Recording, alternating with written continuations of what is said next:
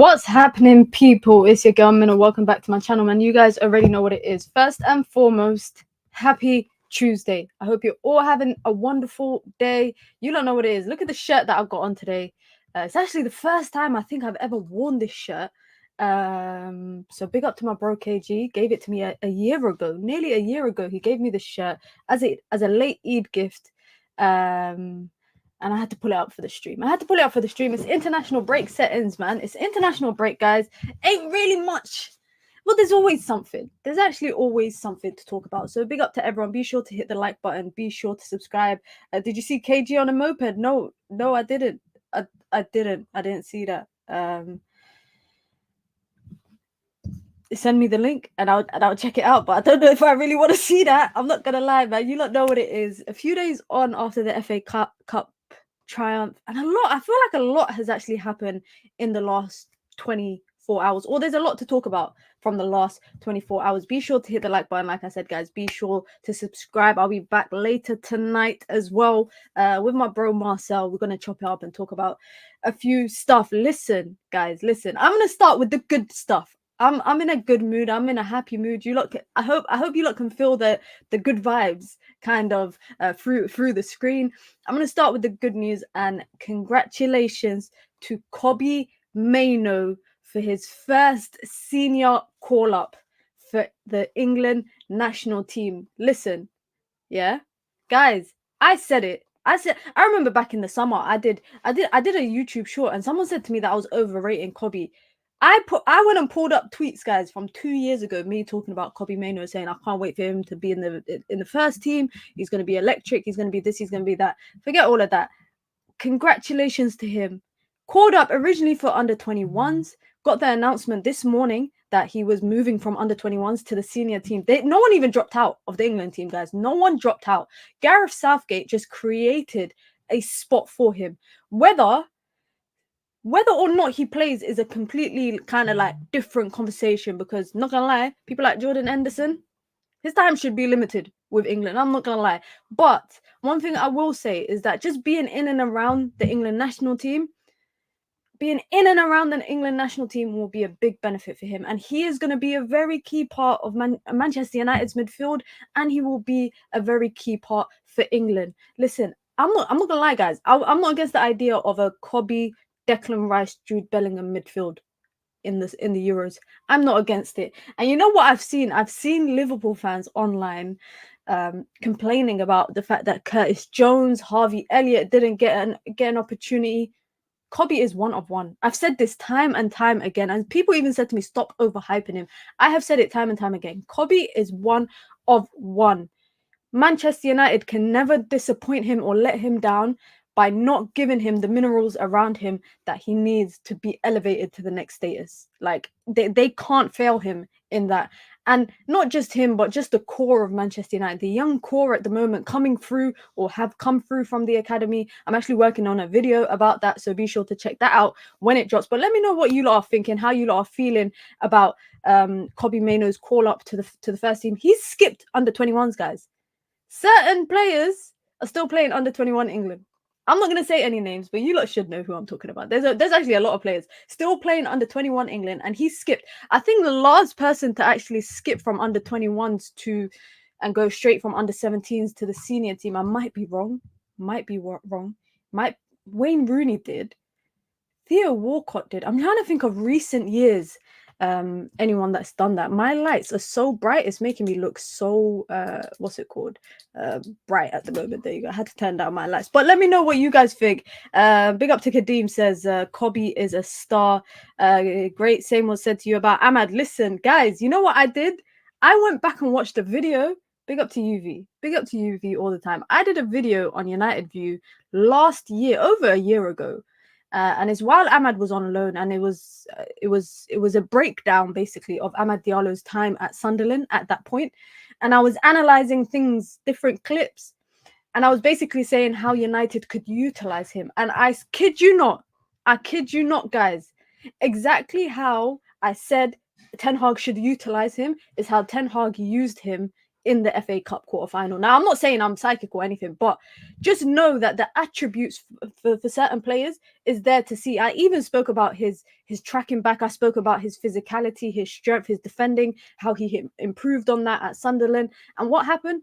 Those exact traits that he worked on whilst he was at Sunderland led to those moments in the FA Cup against Liverpool, closing down defensive duties, trying to win second balls or going for second balls, tackles, his tracking back, amazing. Absolutely. Why has my screen just gone dark all of a sudden? It's like my lights are trying to play games with me. But big up to everyone, guys. Be sure to hit the like button. Be sure to subscribe just while I sort out my camera quickly. Mario looks miserable in that corner. I don't know why. He needs to cheer up, bro. Kobbie Mainoo got an England call up. Listen, I'm not saying he's gonna play. I'm not saying it's guaranteed for him to play.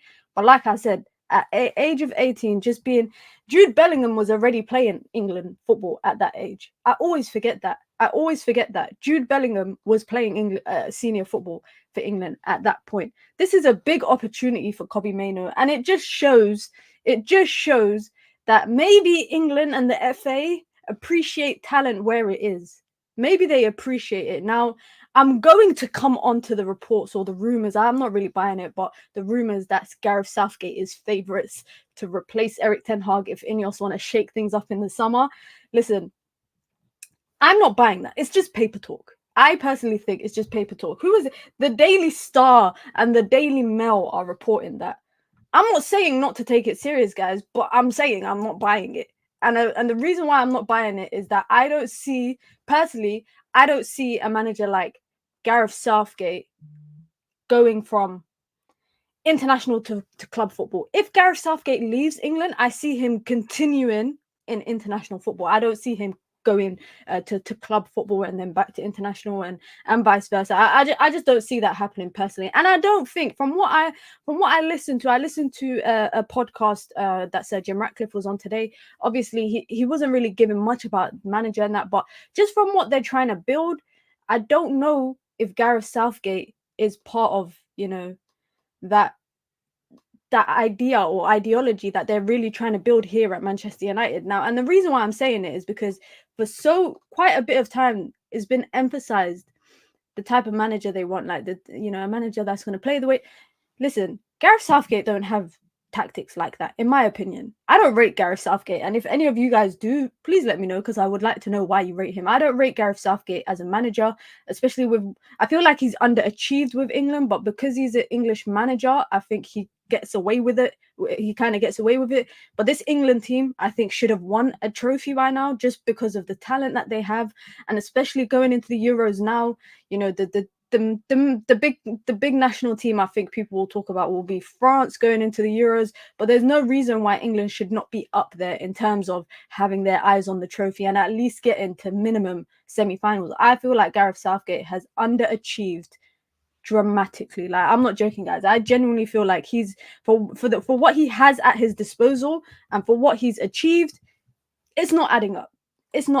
But if he's done anything right, it's calling up Kobbie Mainoo. I don't care if he plays, guys. I'm not joking. England are playing Brazil, I think, on Saturday, and then they got one more international game during the international break.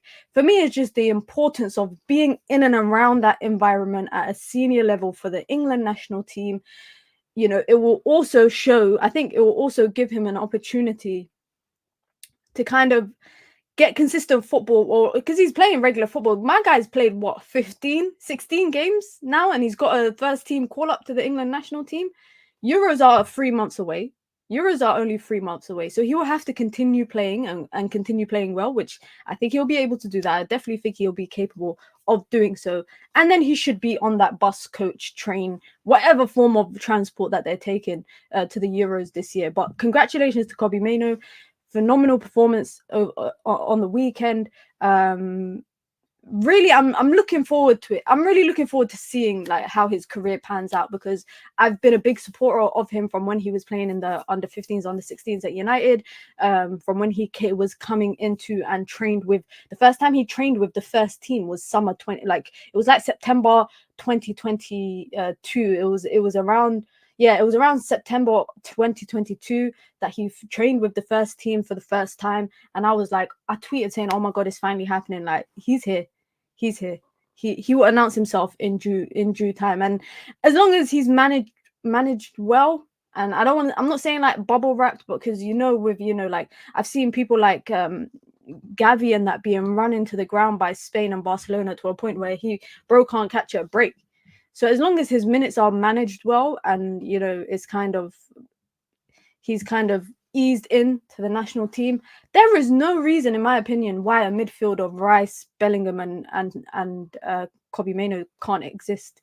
Like, for me, I think he would be the perfect complement to a Declan Rice behind him and a Bellingham in front of him. Of course, we could talk about, like, I'm gonna do more videos, of course, closer to the Euros, because that starting 11 for England is, I can't lie, it's looking a bit sticky. It's looking a bit sticky. I think especially the left-hand side, I think people have arguments for Foden, Grealish, Maddison, Rashford. I think the right-hand side is kind of solidified. Saka, Kane up top is kind of solidified. But I guess that midfield, there is no way England can go into an international tournament with Jordan flipping Henderson at the heart of the midfield. That can't run. I'm not joking, guys, but that can't run. No disrespect to Jordan Henderson.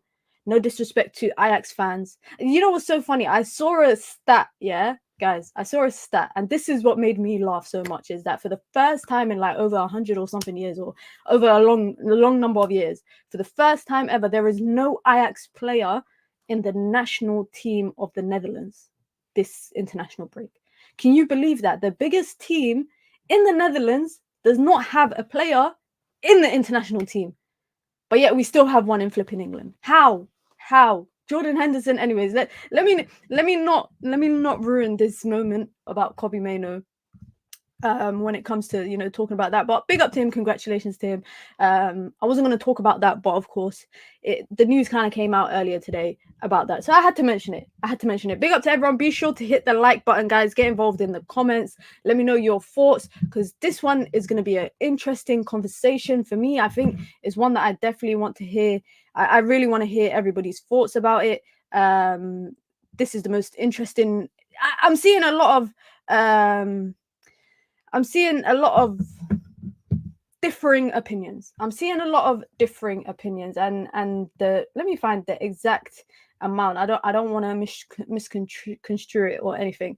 So it's reported that Borussia Dortmund are willing to pay 35 million euros. 35 million euros. So that's about 31 million pounds, I think, for Jadon Sancho. But the biggest obstacle is his salary. Now, further discussions are going to happen between the player and the two clubs, but the player wants to stay. He doesn't want to return back. It was also reported today, I was watching a YouTube video, some transfer news of, I think they're called, what they called, MUFC MPB, I think that's what they're called, who was saying, basically, reportedly, Jadon Sancho is really upset about the way his time has happened, or the way that everything has turned out at Manchester United. What is your price for Jadon Sancho? What is the price that a club has to pay to get Jadon Sancho out of Old Trafford? Because United spent big on him. They spent big on him, and they spent they spent a whole summer and then a season trying to get his signature on paper. Yeah. They spent a whole year basically trying to get him. And you know what I always say is that I think it's very unfortunate the year that he came, because if I'm not wrong, he came in the same year that Ronaldo and Varane came. And if United didn't get Ronaldo, I genuinely feel like his time would have played out a bit more differently at United. And I'm not saying it's because of Ronaldo. I'm just saying, because Ole Gunnar Solskjaer even said it himself, that he had to change the way that he had initially played or was planning to play to accommodate to Ronaldo joining the club. So I do think Jadon Sancho might have been another player where it's like right player, wrong time, especially in an ever-changing system that was just changing all the time. Ole got sacked a few months into Sancho's time at United, and then a new manager came, a temp came in, or caretaker, and then a new manager came in, and then he was having problems off the pitch. And really, when I felt like he was really starting to have an influence or have an impact, it didn't really happen. it did not really happen.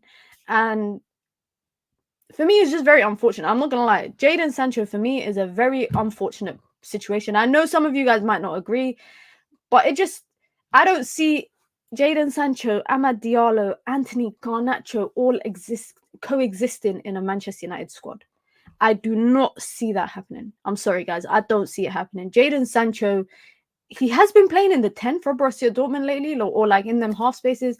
His preferred place is the left-hand side. It's funny because United profiled him as a right-hand side. So that also shows you the failures of Manchester United's recruitment, because they misprofiled a whole player that they spent a year chasing. But with Jadon Sancho, with Anthony, with Garnacho, with Amad Diallo, potentially Pellistri returning next season, and on top of that, United are reportedly pursuing Michael Olise. I don't see Jadon Sancho coexisting with all those players. Is he better than them? Probably. He's probably better than some of them. Have we seen him at the best of his abilities? No, we haven't. I don't think we've seen him at his best, at the high end of what he can produce. But if he does leave, and I always say this all the time, I feel like him staying or say this all the time, I feel like his possible return to Manchester United heavily depends on who the manager is going to be next summer. Similar to how, like I said, Anthony, Amad, Sancho, Garnacho can't all coexist in a squad together. The same thing is applicable to Erik ten Hag and Jadon Sancho. Those two cannot exist in a team together. It's either one or the other. I will never kind of encourage the idea of player FC and all of that kind of stuff. And I'm not saying Sancho has to leave or Ten Hag has to leave, but I'm just saying that those two cannot coexist together. So it could be a possibility that both leave, and it could be a possibility that only one leaves. But I think it's highly unlikely that they both stay this summer. And it wasn't a secret that United were actually trying to offload Jadon Sancho in the summer. I think maybe that's where some animosity maybe started, because he might have realized he wasn't in the manager's plans and he wasn't going to play. Listen, my highlight, Jadon Sancho. Yeah, what's your favorite Jadon Sancho moment? Mine is that goal against Liverpool, man. I will never forget that, when he sat. What's it, Milner? I think it was Milner and Van Dijk. He sat them down both on the floor. If that is the moment that I can have in my heart for the rest of my life, I'll take it. I'll take it. But if he does go, I think is inevitably it will be this summer. What's the price tag? Let me see what you lot are saying about the price tag. Let me see what. Big up to Eddie saying 70 million. I don't think anyone's paying 70 million for Jadon Sancho. Only we would have paid that. Big up to King says 50 million for Sancho. Bun your Euro numbers. my bad. Koala says it ain't about the price tag. Word to Jesse J. Listen, I honestly think HB says 50 million. He's still a baller, just not fit for the United system and Ten Hag. Exactly that. But it could be a possibility, guys. It could actually be a possibility that Erik ten Hag might leave in the summer, and the incoming manager might want some time to figure out if he wants X, Y, Z players. Now, I personally think that's a waste. And the reason why I think that's a waste is that you're wasting the time of the player. This is Jadon Sancho. I want him to flourish wherever he goes. I will never say I hope he goes here and he flops, or I would never want to be like, I told you so. None of that. When I'm seeing him picking up man of the matches at Champions League, I'm happy for him. I'm so happy for him, because when you like a footballer in general, whether they play for your team or not, I think the most important thing, and especially in modern day football, is that a player plays football with a smile on their face, that they're just happy, whether it's at United or not. Now, I'm not going to be like, oh, bun him, he's not at United anymore, he's gone to Dortmund. Wherever he goes, I wish him well. And that's applicable, by the way, to any kind of player except for Carlos Tevez. Carlos Tevez is the only one that I would never have said, and I would never say, I hope he does well. Or anyone that goes to Liverpool, I will not be like, I hope he does well. Never that. But if you go anywhere else, I'll always be like, I wish you the best, and I hope you do well. And Jadon Sancho is kind of another one in that. Now, another player that I could see, Minoo, you are way better at addressing the Sancho situation than KG is paid. Big up to KG, man. The thing is like you have to put aside emotions, and you don't know KG is an emotional. He's a fan. He's an emotional fan. So sometimes the emotions get the better of you. And KG rides hard for Eric Ten Hag Defense League, so he goes all out for anyone that's disobeyed the manager. Whereas me, I'm trying my best to be balanced, and I'm trying to see it from both sides. Like, I say this all the time. I wish, guys, if I show you right now, if I go to my wardrobe, I got 3 Jadon Sancho shirts. I got 3 Jadon Sancho Manchester United shirts. There is nobody that I could say probably wanted him to do well at this club than me. I wanted him to do well so badly that I got 3 Jadon Sancho shirts. 3 of them. All different kits. All different colours. All of them 25 on the back. What am I going to do now? Now, when he leaves United, I'm just going to have to... When my mom, you know, if you're African, you know, innit? Every so often you send clothes back home to your motherland, you know, to people that need it. I might have to send them shirts. There's someone going to be somewhere in the Horn of Africa walking around with a fresh Jadon Sancho shirt that's been worn like once. I swear to you guys, I think I've worn that shirt like once. I honestly don't think. Maybe twice at the best. There's one that I wore on stream once at UV, and that's it. All the rest are just sitting there. I have not touched them, and unfortunately I probably won't. And that's why, let this be a lesson to everyone, guys. Do not get players' names on the back of your shirts. Do not get players' names on the back of your shirts. Sancho's stock needs to go up. Listen, I think as if he continues to play well, I don't think it's going to add a big push to his price tag. And the reason why is because I don't see clubs looking at 3-4 months of a loan spell and thinking, yeah, it's reasonable to spend this much. They're going to look at his entire time. No one's going to judge him solely based off his time at Borussia Dortmund before he joined United. People will consider that. That would be a big consideration of, oh, you know, when you put him around the right people and, you know, you have him in the right structure, this is how he can play. But they are not going to completely consider only his time before he joined United. They're going to look at the entire course of his career up until the point of them signing him, which includes his 3 years at United. However, flipping hell, it's been 3 years. When did he join? What the hell? 1 year, 2 year under Ten Hag, 3. This is 3rd year. So they're going to look at those 3 years. Damn, that is 3 years wasted. That is 3 years of his footballing career wasted. They're going to look at that. They're going to look at his time at Borussia Dortmund, his time when he was in the England national team, and they're going to basically combine all of that plus his loan spell right now. The stocks going up or the price tag going up, I don't think that happens just because he magically performs for 2 months on a loan spell. I don't think that happens. I think it can definitely contribute to it, but it won't solely be the case. Big up to everyone. Be sure to hit the like button. Be sure to subscribe. If you want to join the membership club, guys, you can. It's the pinned comment in the chat. You get your badges, you get your emojis, you get your custom member content, and you get to support the growth of the channel. I'm trying to grow the channel. It's the road to 4K. So membership, super chats, likes, subscribes, all of those stuff are always appreciated. Another player that I think will leave in the summer, and I low-key think is best for both parties involved, is Christian Eriksen. Christian Eriksen is another player that I probably see leaving, especially after his comments today. I don't know if you guys have seen it, but I'm going to pull it up. And this is actually not the first time. The thing is, this ain't the first time this season he done this. This is not the first time this season that he's spoken away from the club on international duty about, you know, his time at the club and the fact that he's not really playing. I mean, he was part of the FA Cup win on Sunday, quarterback settings, you know, Tom Brady and all of that kind of stuff, but he's not been playing regularly. And he actually mentions what the manager said to him about the reason why he's not playing. Let me grab it. Let me pull it up on the screen quickly. Just bear with me a moment, guys. Christian Eriksen, unhappy at Manchester United. That is the title here. That is the title here. Speaking to media whilst on duty. He doesn't look really happy there. But he's unhappy with his game time at Manchester United. And I don't know what he expected. I'll be honest. Maybe because last season maybe because last season he was playing a bit more frequently. But I do feel like that was more due to the fact... I think that it was more due to the fact that United really didn't have a lot of players available in midfield.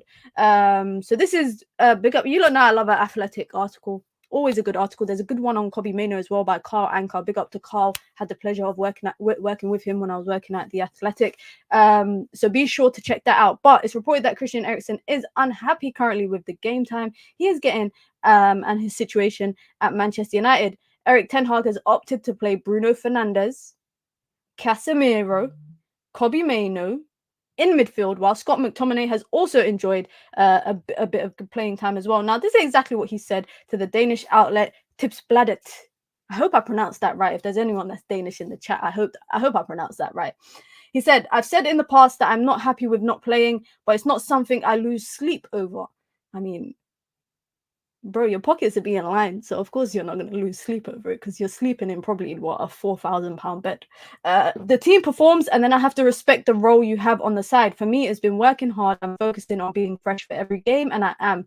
It's easier now to accept my role than it was before. I'm not sure if it's easier for him to accept his role at United now, because maybe he's realized that he's getting old, and a lot of these players that are ahead of him, bar maybe Casemiro, are younger. They're very young players, given, you know, they got engines, they're able to run, they're able to get up and down the pitch, they're able to play 3 games in 7-8 days. So maybe that's why he's thinking, you know what, I have to accept my role now, and I'm more happy to accept it now. Maybe last season when United were having injury problems, he might if United weren't having last season, when United were not having that big injury problems last year and people were available, Fred was in the midfield, Scott McTominay, Casemiro, etc. But now, you know, it's him and Amrabat that are warming the bench, essentially. Him and Amrabat are warming the bench when it comes to the midfield, because Scott McTominay will always play, whether he's playing first or whether he's coming off the bench,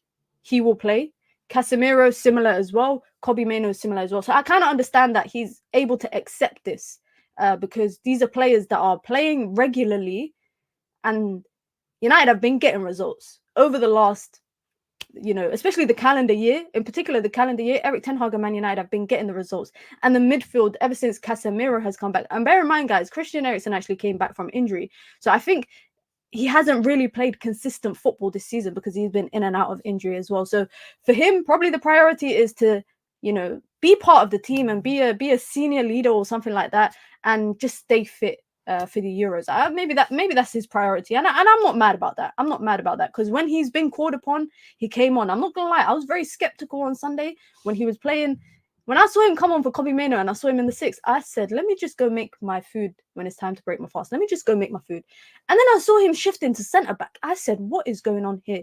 But the more, obviously, as the game went on, I kind of understood his role, which was those deep lying passes from him and Bruno, and it allowed them to play higher up because Dalot was always kind of the last defender. He then went on to say, I've had a conversation with Erik ten Hag, and that, of course, I am unhappy with the situation and that I want to play as much as possible, but that I am available and must be available for the team, which I am and always will be. And that's what I respect. He's saying, listen, I know I'm not playing, but I will be available and I will continue to be available when you need me. And that's maturity and that's professionalism. Can't be mad about that. He then says that Erik ten Hag said to him, it was the team he had chosen, and Kobbie is doing well, and the rest of the centre is doing well too. So there's competition for places, which is to be expected when you play for a top club. There is a lot of competition in the team. Are any of you guys mad about that? Are any of you lot annoyed about the idea of having to compete for spots? Because I don't think that's a bad thing.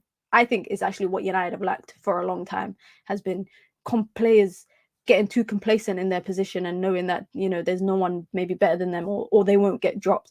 Whereas Eriksen is being told that there's players playing better and doing well, and Erik ten Hag is really staying true to his word in the idea that Kobbie Mainoo is performing, so he's not going to drop him. Because as far as Erik ten Hag has always said, you play well or you perform well and you get rewarded with more game time. And he's been consistent with that. He's been consistent with that when it comes to the likes of Diogo Dalot continuously starting at right back, Alejandro Garnacho, Scott McTominay, who, you know, throughout the season, we always say, like, what's he doing in the lineup? But Erik ten Hag has, and this is one thing that I will respect him for. He's always been true to it. He's always said, you play well, you perform well, you get rewarded with more game time. And that's essentially what he's saying, is that Kobbie Mainoo is doing well and the rest of the midfield is doing well. So he's not going to drop them for other players to kind of come in. So big respect.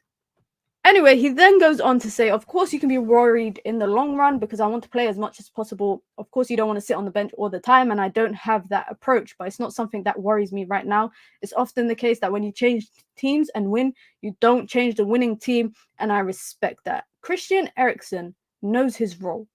Christian Eriksen knows where he stands. He knows his role and he knows his position. Now, will he leave Manchester United in the summer? Maybe, because Man United are clearly going to go for another midfielder. I think Manchester United are clearly going to go for another midfielder. Whether or not Casemiro leaves or not, I don't really know, but I do know that Man United will buy a midfielder. And what makes me think that it could be the case is what Sir Jim Ratcliffe alluded to today. I don't know if you guys have listened to it. I think he made an appearance. I forgot what the podcast is called. It's a cycling podcast, but he talked about Manchester United and all of that stuff.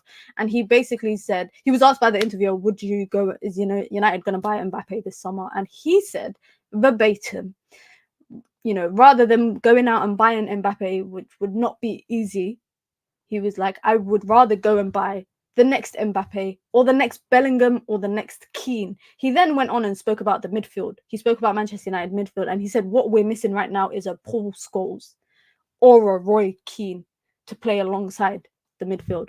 I think he's talking about Kobbie Mainoo, players to play alongside Kobbie, of course. So to me, it makes me feel like alluding to that in an interview on a podcast, saying, I'd rather go and buy the next big player. And on top of that, then saying, United are missing a Paul Scholes. United are missing a Carrick. United are missing a Roy Keane in the midfield. There is no way Sir Jim Ratcliffe says that and does not go and buy a midfielder this summer. There is no way, because he can see, and he's clearly saying it already in his interviews, that United are missing that. United are missing that. Now, the biggest name that I've been seeing personally in terms of transfer news, I keep seeing stuff about Elise. That is what I keep seeing about in the midfield. I've seen talk about Elise. I've seen talk about Branthwaite, and most recently, obviously, Joao Neves is not a player that I've seen United linked to.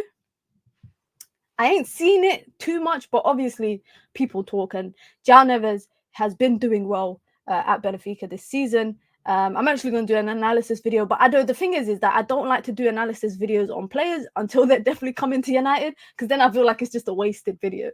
So maybe I'll wait until there's actually like some solid links or something regarding that. Big up to everyone. Be sure to hit the like button, guys. Be sure to subscribe. Is there really competition? Erik ten Hag has his favourites. Eriksen could easily come on for Bruno for 10-15 minutes with the way Bruno has been playing.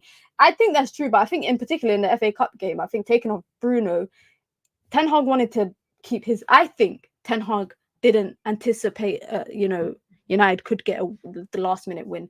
I think the players on the pitch at the time, penalty takers.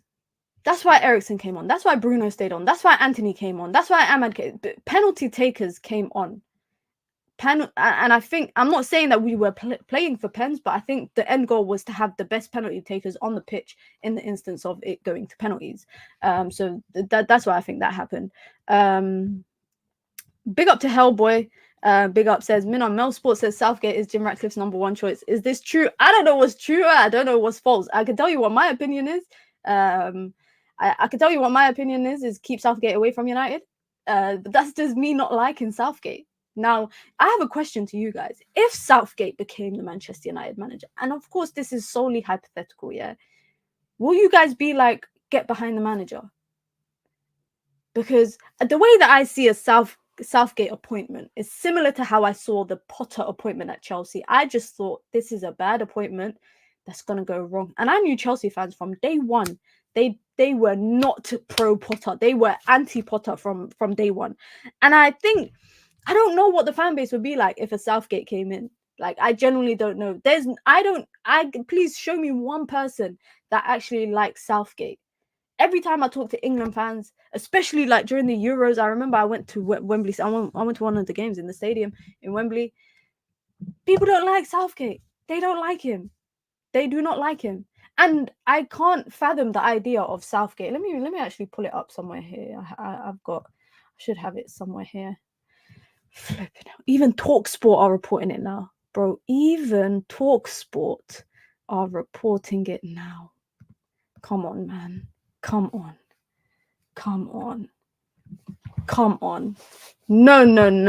Maybe this is why he's calling Kobbie up. I don't want to speculate. I don't want to speculate, but is this why he's calling Kobbie up so he knows what he's going to work with when it comes to the United team? Nah, I'm joking, guys. I'm joking. But honestly, TalkSport are now reporting as well, saying Gareth Southgate will be the leading contender to replace Erik ten Hag at Manchester United if the Dutchman is sacked. For me, you're just going from Erik ten Hag to something way worse. You're going from Erik ten Hag to something that is much, much worse. And I don't think, and I say this time and time again, I don't think Southgate's a good coach. In my opinion, if you haven't won something with this golden generation of Man United players, of England players, then you are doing something wrong. I would rather you keep Ten Hag for another year. Honestly, keep Ten Hag, let him see his contract out, than to bring Southgate to Manchester United. And that's me wholeheartedly. Trust Sir Jim and trust the process. I will not trust Sir Jim if he brings Southgate. I will not trust him.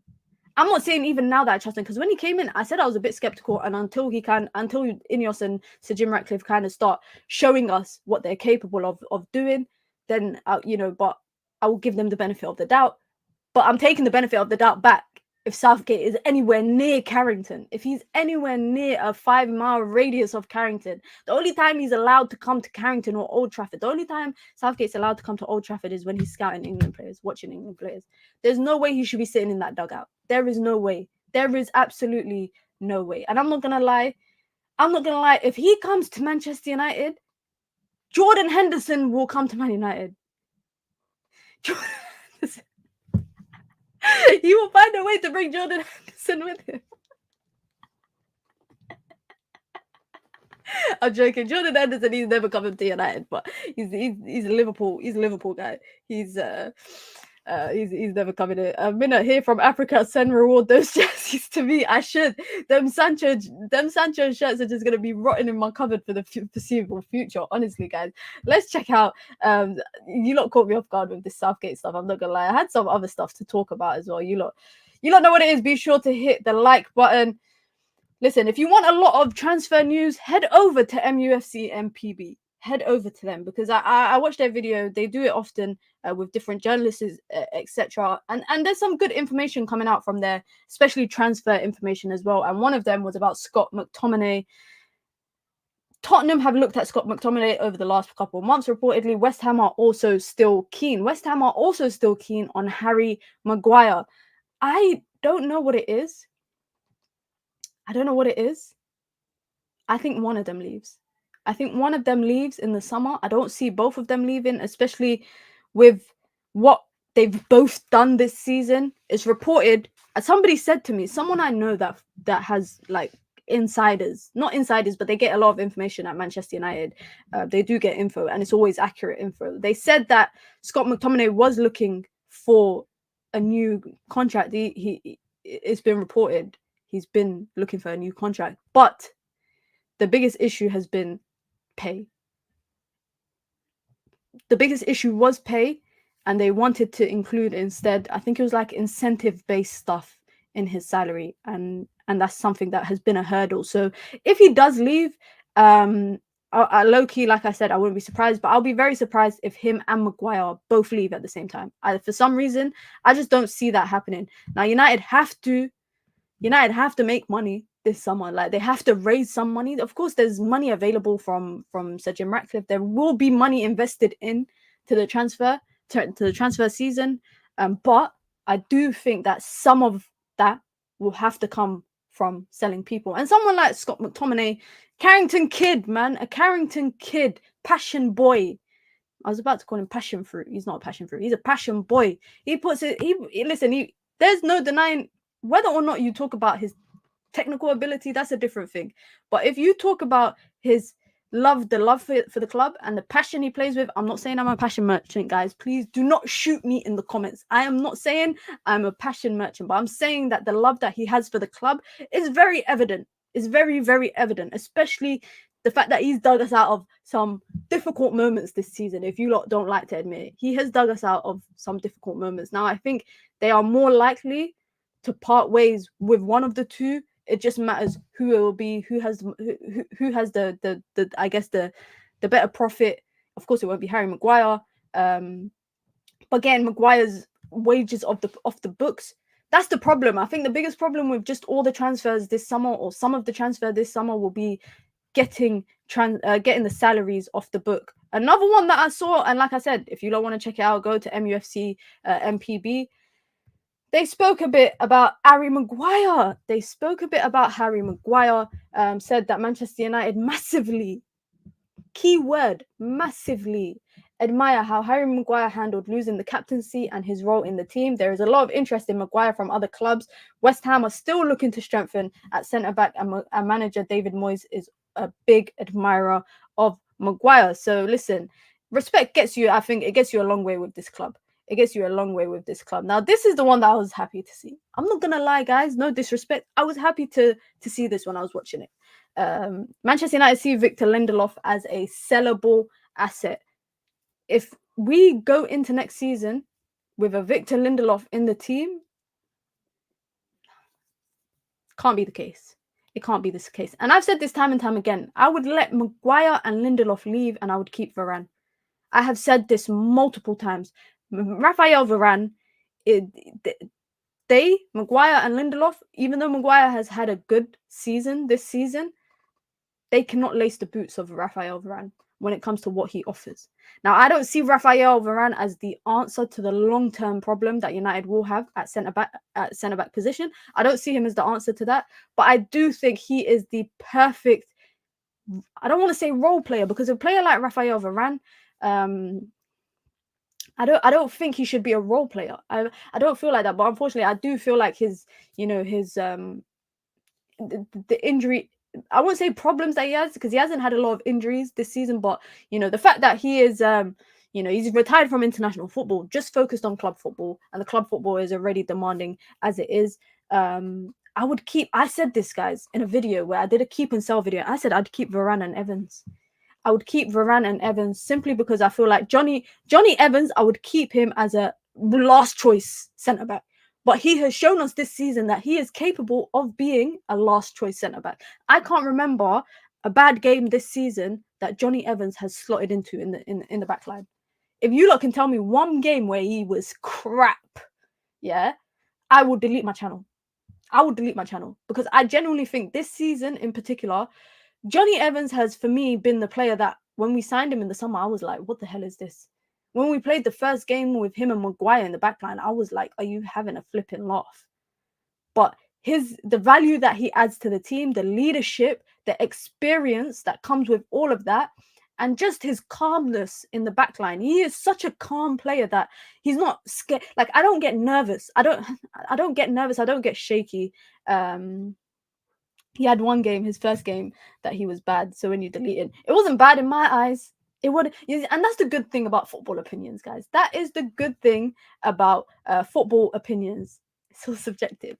Your opinion and my opinion won't always be the same, so I ain't deleting my channel. You tried to catch me out on that one.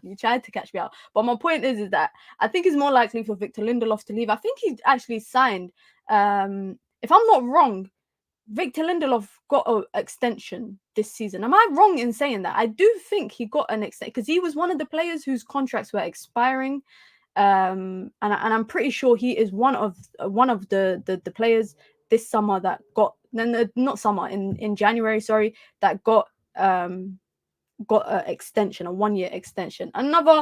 More centre back talk. More centre back talk. Jared Branthwaite. I don't know if United will, like, from what I've seen, the way that United kind of speak, or not. Okay, let me rephrase that. The first Manchester derby, yes, you lot are right. You are right. The first Manchester derby, he was awful. I didn't watch the game live. I watched it back. So I didn't watch the game live. I was traveling at the time. I was on an aeroplane. But that's why I said the first game that I watched this season. You guys try to catch me out. But some more centre-back talk. Jared Branthwaite, again, from the way that Sir Jim Ratcliffe and just Umar Barada and people speak about this new Manchester United ideology that's coming, that's en route under Ineos, I don't see in what world United go out and pay this much money for another centre-back. I still have, by the way, PTSD, guys. I still have PTSD from Man United signing an English centre-back from a lower half team. Shout out to my boy Jacob Maguire. Shout out to Jacob, man. It's been a long time since I called him Jacob, but shout out to Jacob. But I still got, I don't want it. I don't want it. And I'm not saying that Branthwaite is on the level of Maguire when he was at Leicester. I do think Branthwaite is a decent, I think he's a good defender. I'm not gonna lie. I think he's a good defender. I do think so. Especially when I was watching him. I watched him when they played Spurs, when he obviously both times playing United. I do think he's a good centre-back. But I just wonder, because he plays left side. Is he not a left centre-back? He's a left centre-back. And unless Manchester United are going to shift Lisandro Martinez elsewhere, I would rather, if he's fit, that Lisandro Martinez plays. He can play on the left-hand side, but I just think the price tag for me is wild.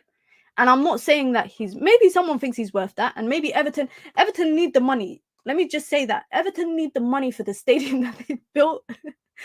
They got a lot of debts to repay, and they're not trying to get hit with any FFP. They're not trying to get hit with any FFP fines and all of that stuff. They got fines and fines and fines. Literally, they're in over their head with fines. So they need the money. So I'm not surprised I'm seeing a price tag of this. I've even seen reports suggesting that Everton are looking for 100 million. I've seen reports saying that Everton are looking for 100 million pounds, not even euros, pounds. Again, I don't see it happening, just because if I really buy in to the idea of what Ineos and Sir Jim Ratcliffe are selling me, they're selling this idea that United are no longer going to be paying drastically large fees for players. They're not doing that anymore. And if they're going to stay true to that, they cannot start off by saying, yep, we're going to buy Branthwaite. From time it was reported recently that Todibo at 50 million is too much. It's reported that Todibo at Nice, who is owned by Sir Jim Ratcliffe, is telling Sir Jim Ratcliffe that 50... Imagine that. Sir Jim Ratcliffe is looking in the mirror right now, guys. Imagine this. He's looking in the mirror and he's saying, I want Todibo for 50 million. Sir Jim Ratcliffe saying back, no, that's too much. I'm not paying 50 million. Okay, how much are you going to pay? That's how I imagine the negotiations might go if Manchester United really... Obviously, I'm joking, guys. Before anybody says that's not how football negotiations work, I'm taking the PISS, excuse my language, but I'm taking the mick. I know that's not going to be the case. But what I'm saying is that if 50 million reportedly for Todibo is too much, I don't see United playing 70, 80, 100 million for Branthwaite. I don't see that. And I wonder if Amadou Onana is going to be on that list of potential transfers that they're looking at. I don't know. Joao Neves is a player that I've seen, obviously, like I said, I've seen a bit of talk about him. That's another player with a hefty price tag, reportedly. That is another player reportedly with a hefty price tag. But I do not see United. I think United this summer are gonna go out, and it's reported gonna come with some. Let me switch it up. Let me change it. It's reported that Manchester United and Newcastle are working towards an agreement that will see Dan Ashworth begin his role at Manchester United this summer. Not this whole 12, 18, 24 months of garden leave. This summer transfer. He will be here hopefully at Manchester United, working alongside Umar Barada, etc. Now, I don't see United going out and paying 80 million here, 90 million here, 100 here for 3 players and blowing all their budget. I personally think United are going to end up buying players that are like 40, 50 million, and then that accumulates at the end of the summer transfer window to like 250. But at that point, they've got about 6, 7 players. That's how I kind of see it happening. I think one player might be on the pricier end, but hopefully with the possibilities of offloading players, then it will be very realistic for them to be able to afford it. Now, I think Sir Jim Ratcliffe has spoken about this time and time again, the idea of FFP maybe hindering United's opportunities. But I remember, guys, when United posted their Q2 results, and they paid They paid $5.5 million to Arnold, to Richard Arnold, and they paid nearly 10 million in professional fees for the sale of the club. That 10 million alone could have, I'm not saying it should have, but it should have actually went towards getting a player on loan in the January window.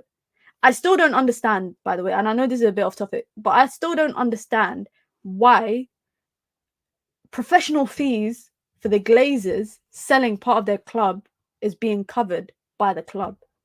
It should be coming out of their own money, in my opinion. Anyway, it should be coming out of their own pocket, and that's just my personal opinion.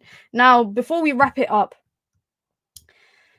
a few more. Why did I just click off this? By the way, I don't know why I just clicked off it. Now I have to put it back up again. You know, we're talking about transfers and all of that hoo-ha. It's only right that I speak about this because this is a topic of discussion. I've seen this Elise talk for about definitely the last couple of months, definitely more so in the last couple of months, especially when it was announced that Sir Jim Ratcliffe was coming in and that Ineos was fond of him. It's been reported that Manchester United have held talks with Elise's entourage to discuss the possibility of a deal. Elise would be very, very, very, not once, not twice, 3 times, very, very, very interested in moving to Old Trafford, and the idea of joining the club excites him. If he had Chelsea and United on the table as options, he would go to United. I don't know why the need for that to be kind of mentioned. I'm interested to see the idea of Elise coming to United. What does that mean? Because is that meaning that he'd be a starter? Where does he fit into the, and someone actually said to me, I said, this doesn't make sense to me because United have quite a few wingers. And someone said to me, well, you have low standards. Like, we should have all this quality on the bench. You're not paying 60 million. You're not paying 60 million to Crystal Palace to have him sit on the bench. You're not doing that. The same way Anthony, who we spent 100 million euros on, shouldn't be sitting on the bench because we spent a lot of money on him. So if you're not going to play, sell him. Same way for that reason. You don't pay 60, 70 million for a rotation player. You pay that money for a guaranteed starter. And maybe that's because the transfer market has become really inflated over the last couple of years. I personally think like that's the case.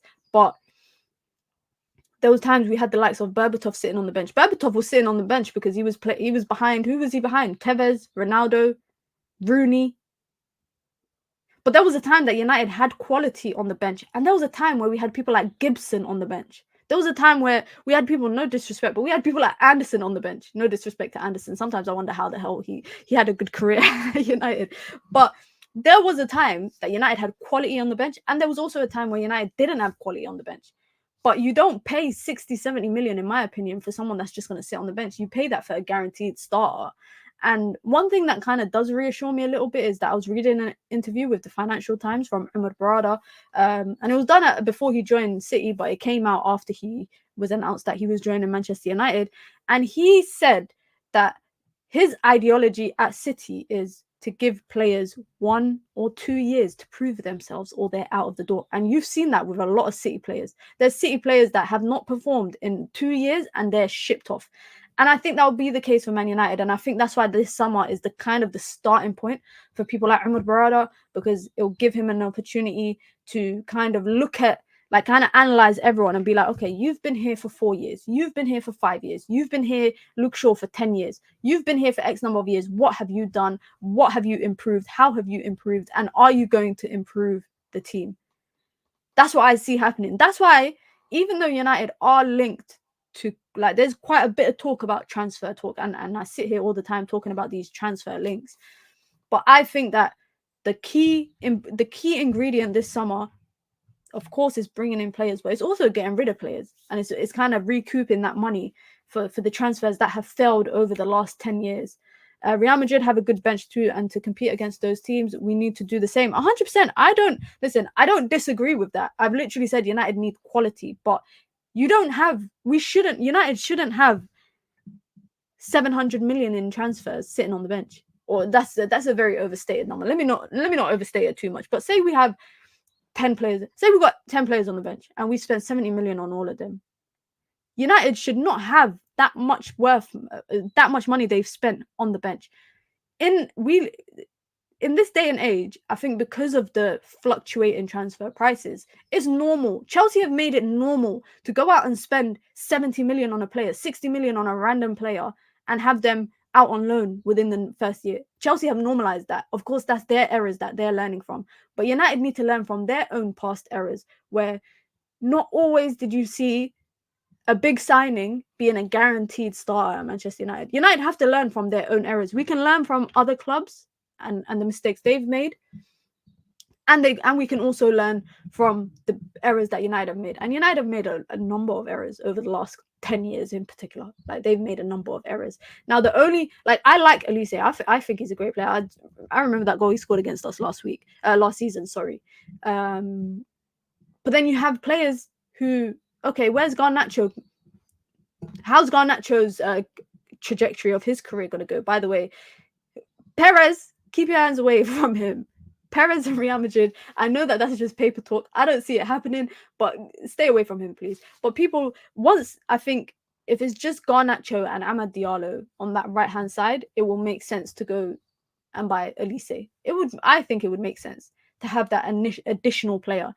But when you've still got Sancho to offload and you've still got Antony to offload, you need to get rid of these players. You need to get rid of them. I don't see, personally, I don't know if Antony will leave because I've said this like quite a few times. I don't know if he'll leave. I think, I feel kind of, it's interesting because Antony, I don't think he's a good player, but then I don't want to let the FA Cup game, can I just say that? I don't want to let the FA Cup game kind of blur my vision of what I think of these players. Because I saw Antony play and score a goal. I don't want that to be like, you know what, maybe he could stay. Let me not base my opinion based off the highs of that game. Let me not do that. 50-60 million release clause for Elise in his new deal he signed. I heard he did. I think it was 60 million in his release clause that he signed. Crystal Palace probably want to get the money. And I think the biggest mistake, in my opinion, that Crystal Palace ever made was not selling Zaha when they should have. I think, there was big price tags on Zaha that kind of priced teams out from buying him. And now look at him, he's chilling in Turkey. And I don't even know how much he left for. He left on a free, I think it was. He left on a free. So maybe they don't want to make the same mistake and they want to make money where they can. And I don't blame them in doing that. But I think United need to be cautious when they are approaching this summer transfer window when it comes to signing players, because Joao Neves got, I'm seeing 100 million price tag. Branthwaite, 80 million. Todibo, 50-60 million. Elise, 60 million. United have to go out and sign a striker still and another midfielder. And a centre. United need a striker, a midfielder, centre-back. I would say a left-back and a right winger. Those are the 5 positions United have to sign starters. Striker, we need a backup. I say midfield, we need maybe we need a starter next to. I don't know. I feel like United need a starter next to Kobbie Mainoo. But then again, what the hell did we buy Mason Mount for? What the hell did United buy Mason Mount for? If I'm saying here that United need to go out and buy a midfielder, can anyone let me know? What do you think United need to buy this summer? Do United need to go out and buy a more progressive midfielder and make Kobbie the number 6, or do United need to buy a number 6 and let Kobbie be the progressive midfielder? Because like it or not, guys, Bruno Fernandes is not going anywhere. Bruno Fernandes will not be going anywhere. So let's just reiterate that again. So when it comes to starters, I think a partner for Kobbie is needed. For now, personally, I think Garnacho and Amad can hold down that right-hand side. Maybe sign another player for depth. United need a left-back starter. They need a starter. I personally would keep Wan-Bissaka. I personally would keep Wan-Bissaka just because I think, FA Cup showed us that when you bring him in for just a simple job in terms of just lock up a winger, he'll do that. Diogo Dalot, I said this already, man. Great player. He's a top player. But United still need depth in that fullback position. United need depth, and I think centre back is probably the biggest. I think centre back and midfield is the biggest concern, because United we've seen it this season that we're kind of just like 1 or 2 injuries away from having to play our backup centre backs. So it's kind of scary. It's a bit scary. Big up to Joshua says 6'8" hybrid. Somebody Kobbie can rely on to cover spaces. Kobbie isn't good in protecting the back four. I've said this. I did a whole video about where I see Kobbie Mainoo in terms of. I made a video why Kobbie Mainoo is. Damn, what's going on there? I did a video on why Kobbie Mainoo is the future of Man United's midfield and what role I see him in. I see Kobbie in that 8. I don't see him in that 6. And I think even in the Liverpool game, we definitely saw why he is much more of the progressive midfielder out of the two if there's 2 playing there. And that's why I say United need I don't want to say a younger version of Casemiro, but essentially a younger version of Casemiro. And that's why I would go for Mohamed. Like I've said this time and time again, if you put Mohamed Kamara in that midfield, who was brought in by Monaco, by the way, I think he was from Salzburg, they brought him. He came into Monaco as Tchouaméni's midfielder replacement. He was the midfield replacement for Tchouaméni, partnering Youssouf Fofana. Fast forward year or two, no one's even paying attention to Youssouf Fofana anymore. Youssouf Fofana was getting links to flipping Nottingham Forest not too long ago in the summer transfer window because Mohamed Kamara stepped up in that position and was the guy. He was the man. I hope United do look at that as a kind of an option. Kobbie is a defensive 8. Abe's Ward says we brought Mount because Eric has transfer veto. Big up to Sidaf says Casemiro, Eriksen, Bruno, Mount, and Mainoo is okay. We need a Joao Neves type of midfielder. Casemiro's not staying. Like, let's just get this clear. Casemiro's time at United is over this summer. It's over. And I don't mean like he's crap. I don't think Casemiro's crap, but I think he's past the... United brought him 2-3 years too late, unfortunately. And Real Madrid don't sell players unless they're really done with them and there's no use for them anymore. And I think we just got Real Madrid's sloppy seconds. Now, he did good last season. And the reason... I have a theory as to why Casemiro was such a pinnacle of last season, because United had been deprived of a player in that position of the Casemiro type mold for so long. So he came in and filled that role and we were all like, wow. And I respect him for that. And I appreciate it. I'm not going to lie. But I would have liked him to come do that 2-3 years earlier when Pogba was there. Or when we were looking for those kind of players in that midfield. I would have appreciated that. But United brought him too late and now have to offload him. And it's a move that Sir Jim Ratcliffe has even said, I don't understand why they did that.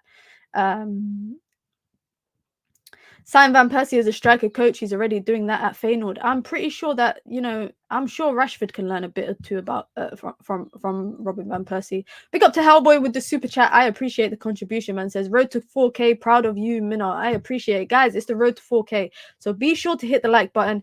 Be sure to subscribe. If you want to join the membership club, you can.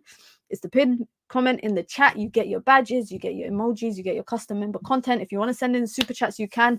It supports the growth of the channel as a full-time content creator. And if you want to do something free, you can just hit the like button and you can subscribe. The algorithm on YouTube is crazy for a small content creator, so it's appreciated just for you guys to just hit the like button and subscribe to the community. That we're, I told you, like, I'm being consistent with the streams and I've stayed true to my word. And we got some, you know what? Let me see if Saeed actually replied. Give me a second.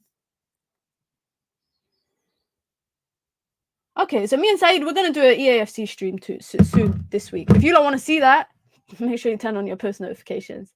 Kefran Turam would cook for us. I think Turam would be a good sign-in. Was he available, or is he available on a free? I can't remember. Kamara Huj... I can't pronounce this brother's name. Hujman. I hope I said it right.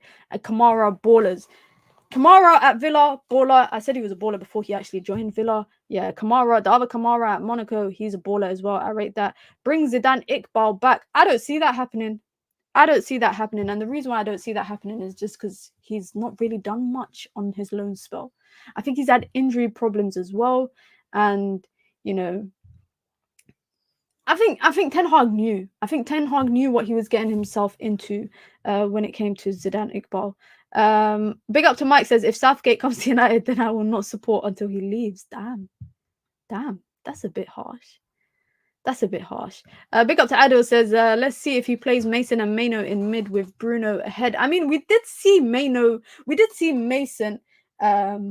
we saw Mason and who was it? Mason Mount, Casemiro, and Bruno early in the season, where they were playing as the two kind of 10s and then Casemiro by himself. I don't want to see, in my personal opinion, I don't want to see a player, unless he's fully capable of doing it, playing alone in the midfield. I'd rather see a double pivot in the middle where one is just a bit more advanced than the other. Just because I feel like when United do get overrun quite often, it's always in the midfield. And it's always in them transitions. I mean, you lot saw that Liverpool game, bro. That was a game of basketball. That was a game of ping pong, up and down, up and down, up and down kind of thing.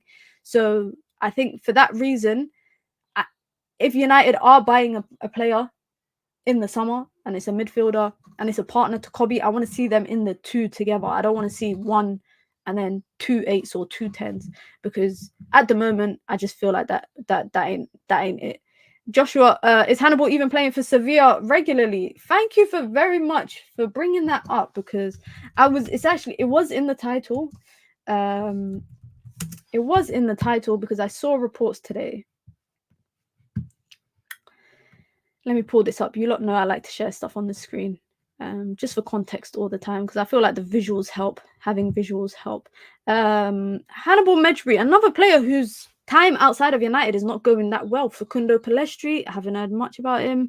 Haven't really watched much of him. Donny van der Beek, ain't really watched much of him. And Hannibal is just, unfortunately, another player on that list. Reportedly, his entourage is in disbelief. And you know they're North Africans, so they're probably holding their head like this. They're probably doing that. Says his entourage, reportedly his entourage is in disbelief at Manchester United player's situation, feeling like his career is going, quotation marks, backwards, and does not understand the choices. He's been on the bench consistently this season. He's on loan at Sevilla. I want to pull up exact numbers to just understand what his playing time has looked like, because he did go on loan in the January window. He did miss AFCON because he wanted to go and get some playing time. But since he's joined Sevilla, the managers already had, I think they had like a I don't know, I don't want to say a clash because I don't want to speculate, but they did have a little bit of a tussle in terms of something happening in training where he was, inevitably not part of the starting team. Since joining La Liga, he's been present for 9 games. He's started 1, been subbed in 3 times, and he's been on the bench for 5. He hasn't even played 90 minutes. He hasn't played 1 game of 90 minutes yet. He's played 50 minutes 1 game, 30 minutes 1 game, and the rest is 1 minute here, 8 minutes here. Been on the bench consistently since joining in the last 3-4 games.